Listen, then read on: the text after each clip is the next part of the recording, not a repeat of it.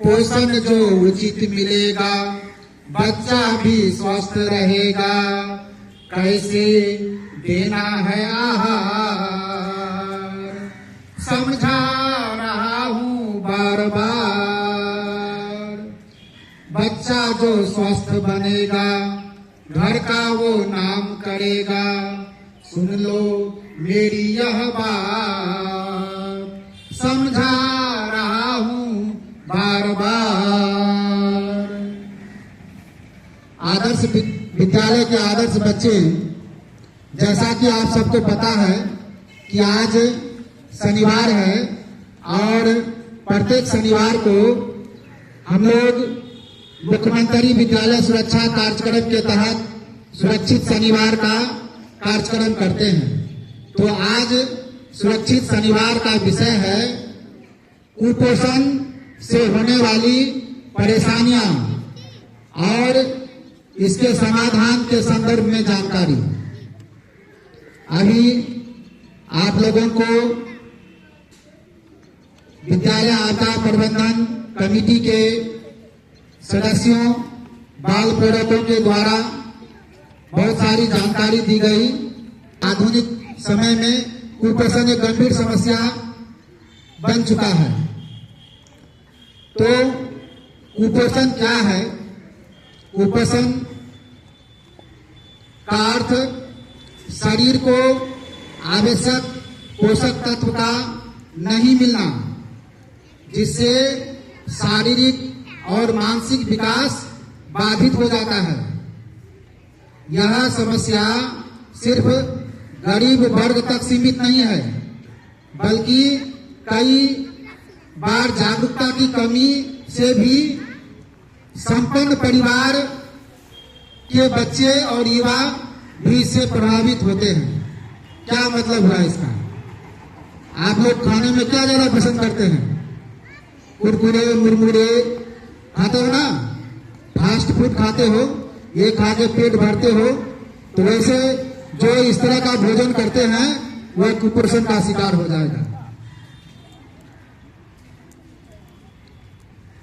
तो कुपोषण शरीर के विकास को रोकता है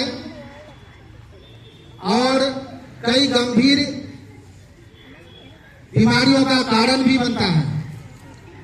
जैसे कुपोषण से शारीरिक दुर्बलता उत्पन्न हो जाती है, बच्चे का लंबाई कम हो जाता है, वजन घट जाता है, रोग प्रतिरोधक क्षमता की कमी हो जाती है। हमारे शरीर में विज्ञान में बताए थे ना कि हमारे शरीर में आरबीसी और डब्ल्यूबीसी होता है और रोग से लड़ने का काम कौन करता है? डब्ल्यूबीसी। अगर आप कुपोषण के शिकार हो रहेंगे तो डब्ल्यूबीसी आपका कमजोर पड़ जाएगा। शरीर में जो जीवाणु या विषाणु प्रवेश करेंगे उससे वह लड़ नहीं पाएगा। शरीर में बीमारी कब लगता है?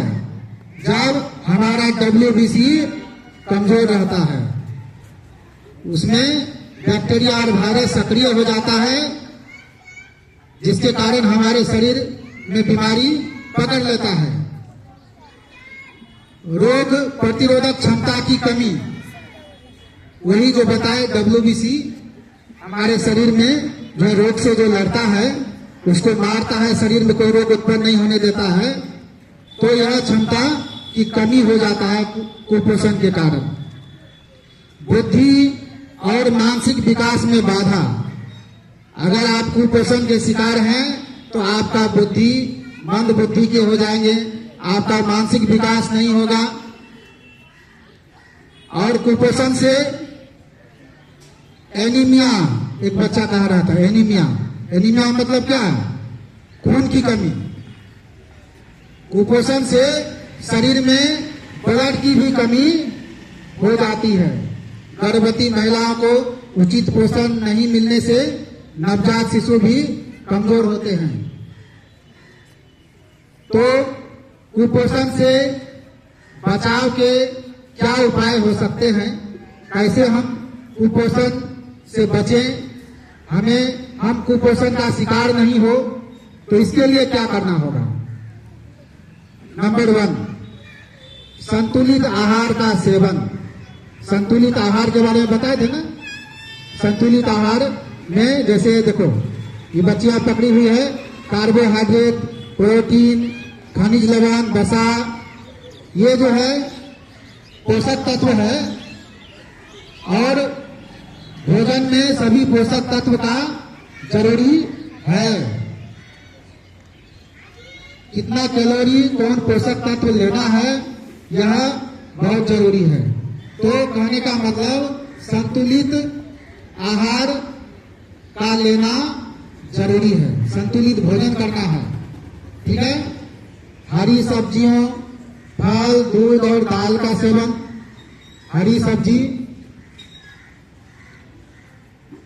जिसको खनिज लवण कहते हैं, तो इसका भी पूर्ति होना जरूरी है। शुद्ध पानी और स्वच्छता का ध्यान रखना। स्वच्छता का भी ध्यान रखना है। सरकारी योजनाओं का लाभ उठाना। सरकारी योजना का लाभ उठाना मतलब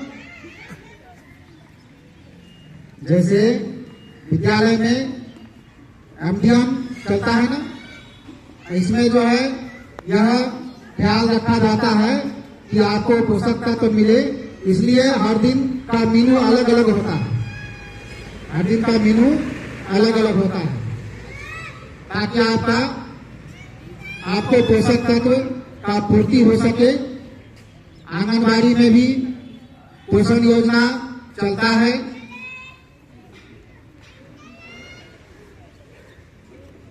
तो कुपोषण केवल एक व्यक्ति की नहीं बल्कि पूरे समाज और राष्ट्र की समस्या है। यदि हमें एक स्वस्थ और समृद्ध भारत बनाना है तो हमें इस समस्या के खिलाफ एकजुट होकर लड़ना होगा। हर घर में पोषण हो, हर बच्चा स्वस्थ हो, यही हमारा संकल्प होना चाहिए। तो आइए आज से हम खुद भी संतुलित आहार लें और दूसरों को भी इसके लिए प्रेरित करें, क्योंकि जब हर थाली में पोषण होगा तभी हर जीवन में रोशन होगा। चलिए, धन्यवाद।